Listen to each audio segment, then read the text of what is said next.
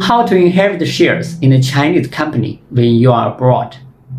I recently got a panicked overseas call from Mrs. Ning, a Singaporean citizen. Her voice was trembling as she said, "My father owned 60% of a tech company in Shenzhen.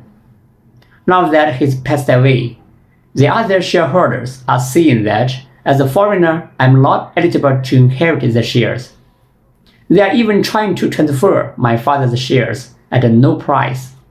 What should I do?" First off, let me be clear. According to the Chinese Civil Code, your nationality does not affect your inheritance rights.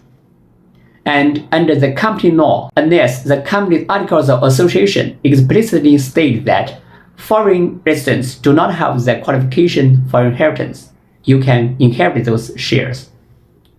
So how do you actually go about inheriting shares in a Chinese company? In Mrs. Lin's case, we handled it in 4 steps. She only had to return to China once, the rest was managed remotely. Step 1. Figure out the shareholding details. We looked into 3 key things.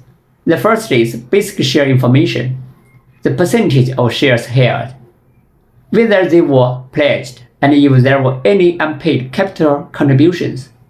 The second is the company's articles of association, checking for clauses like foreigners prohibited from inheriting shareholder status, or share inheritance requires approval from other shareholders. The third is the company's financial health, understanding its profitability and liabilities to avoid inheriting shares along with massive debts.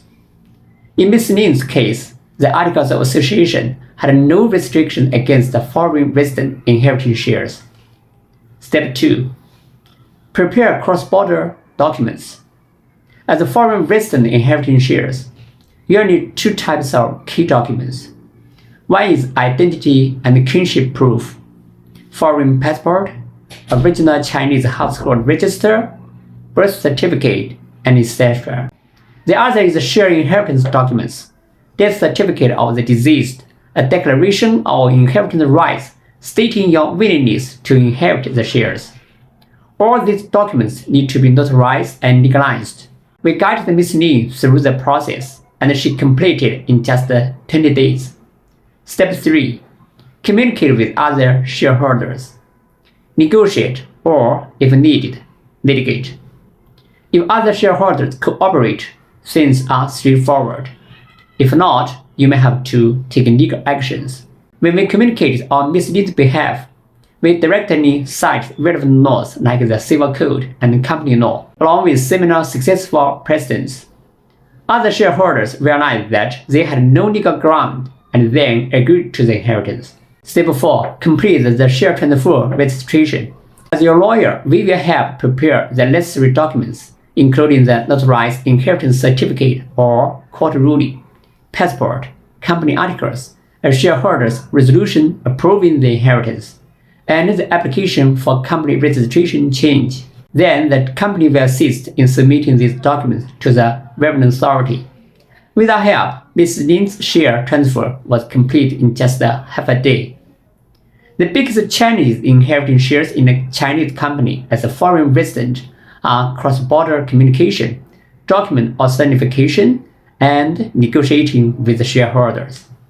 The process can be complex, so it's wise to seek help from a professional lawyer. A lawyer can save your time, reduce risks, and protect your rights, ensuring that distance and identity don't stand in the way of securing what's rightfully yours. I'm Kyle Wu, a lawyer based in Guangzhou with 17 years of experience, specializing in inheritance and divorce cases across China.